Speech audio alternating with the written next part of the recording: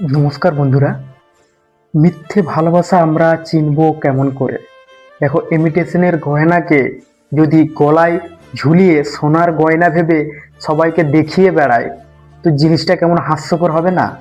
সেরকমই আমরা যে মানুষটার সাথে রিলেশনে জড়িয়ে আছি, সে মানুষটা সত্যিকার অর্থে আমাকে ভালোবাসে কি না, এটা আমরা বাজিয়ে দেখবো না?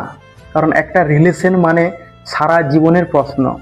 সে মানুষটা যদি ভালো না হয়, তাহলে তো জীবনটা অন্ধকার হয়ে যাবে।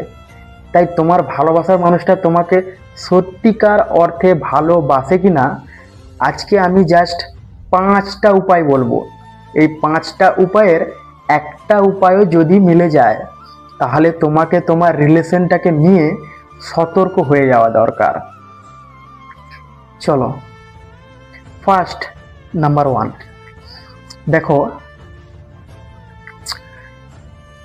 সোশ্যাল প্রোফাইলটা তোমার সাথে গোপন করে চলে কেনা।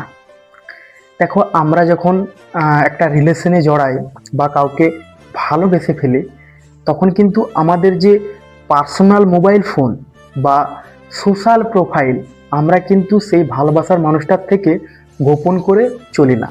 কিন্তু অনেক রিলেশনে দেখবে যে ভালোবাসার মানুষটা তার পার্সোনাল ফোন তার ভালোবাসার মানুষকে দেখতে দিতে চায় না। তুমি যদি কাউকে সত্যিকার অর্থে ভালোবেসে থাকো, তাহলে তুমি তোমার ফোনটা তাকে কেন দেখতে দেবে না এবং তুমি তোমার ফোনটা কেন গোপন করে নিয়ে চলবে? তাহলে এই লক্ষণটাও যদি তোমার ভালোবাসার মানুষের মধ্যে থেকে থাকে, তাহলে তুমি সাবধান হয়ে যাও। অ্যান্ড নাম্বার টু হলো খুবই একটি সুন্দর উপায়।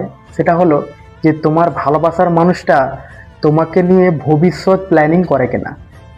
মানে ভবিষ্যৎ বলতে, তোমরা যখন রিলেশনের মধ্যে আছো বা তোমরা রিলেশনের মধ্যে যখন থেকেছিলে, তখন দেখবে ভবিষ্যৎ প্ল্যানিং মানে তোমরা ভবিষ্যতে কোথায় থাকবে, তোমার ভবিষ্যতে কোন চাকরি করবে বা চাকরি করবে কিনা, ব্যবসা করবে কিনা, তোমাদের কয়টা ছেলে মেয়ে হবে, তোমরা ভবিষ্যতে কর্মসংস্থানের উদ্দেশ্যে বাইরে থাকবে না দেশে থাকবে, মানে এই সমস্ত ভবিষ্যৎ প্ল্যানিং তোমার সাথে করে কিনা।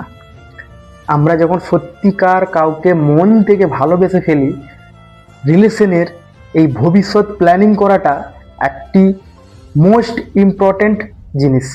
ঠিক আছে? তো ভালোবাসার মানুষটা তোমার সাথে ভবিষ্যৎ প্ল্যানিং করে কিনা, এটা তুমি কিন্তু নোটিস করবে। অ্যান্ড নাম্বার 3, তোমার ভালোবাসার মানুষটা প্রিয়জন না প্রয়োজন। আচ্ছা, প্রিয়জন না প্রয়োজন মানে এটা বোঝাতে যাচ্ছি যে তার প্রয়োজনে সে তোমাকে ব্যবহার করে। মানে তার ধারণা কোনো তার টাকা পয়সার প্রয়োজন হলো, বা এরকম বলতে পারো তার কোনো ফিজিক্যাল নিডের প্রয়োজন হলো, তোমার সাথে ইন্টিমেট হওয়ার তার ইচ্ছে হলো, তখনই সে তোমাকে স্মরণ করলো। বা তার কোনো দামি গিফট দরকার, তার টাকা দরকার, বা তার কোনো কাজ তুমি করে দেবে, এরকম এতেই তোমাকে শুধু সে স্মরণ করে, বাদ বাকি সময় তোমাকে তেমন একটা পাত্তা দেয় না।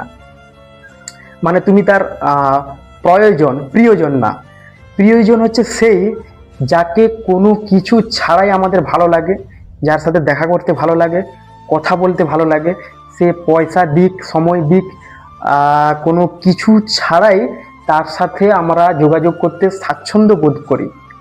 সেরকমই তুমি তোমার রিলেশনটাতে দেখে নেবে তুমি তার প্রয়োজন নাকি প্রিয়। নাম্বার ফোর্থ হলো যে ভালোবাসার মানুষটা তোমার ফ্যামিলিকে পছন্দ করে কিনা। দেখো, তোমাকে পছন্দ করাটা তো স্বাভাবিক, বাট তোমার ফ্যামিলিকে অপছন্দ করাটা অস্বাভাবিক।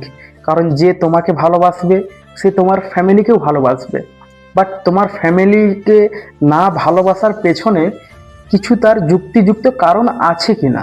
যদি কোনো যুক্তিযুক্ত কারণ ছাড়া সে মানুষটা তোমার ফ্যামিলিকে পছন্দ করছে না, তাহলে এর ভিতরে কোনো রহস্য আছে। হয় সে তোমার সাথে টাইম পাস করছে, তোমার রিলেশনটাকে নিয়ে সিরিয়াস না।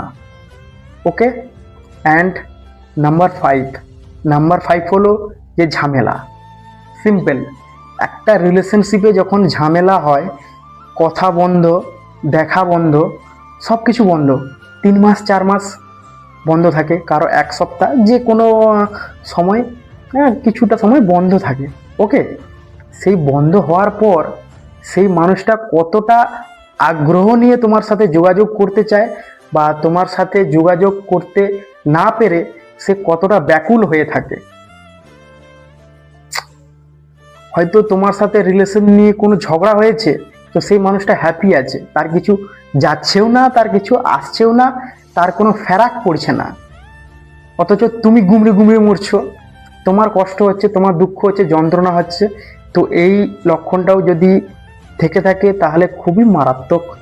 তুমি তোমার রিলেশনটাকে নিয়ে সতর্ক হয়ে যাও। দেখো, আজকে 5টা লক্ষণ বলেছি, 5টার যদি 2টো লক্ষণও যদি থেকে থাকে তাহলে রিলেশনটা কিন্তু খুবই খারাপ পরিস্থিতির মধ্যে আছে। তো এই পরিস্থিতির মধ্যে থেকে কিভাবে বেরোবে, বা এই পরিস্থিতির মধ্য থেকেও ভালোবাসাটাকে আবার কিভাবে নিজের আয়ত্তে নিয়ে আসা যায়, এই টপিকে যদি তোমরা ভিডিও চাও তো অবশ্যই আমাকে কমেন্ট করে জানাতে পারো, আমি নেক্সট ভিডিও এই টপিকে নিয়ে আসবো। তো বন্ধুরা, ভালো থেকো, সুস্থ থেকো এবং ফ্যামিলির খেয়াল রেখো। ততক্ষণের জন্য এতটাই, দেখা হচ্ছে আবারও কোনো নেক্সট অন্য ভিডিও নিয়ে। Tata, bye bye and take care.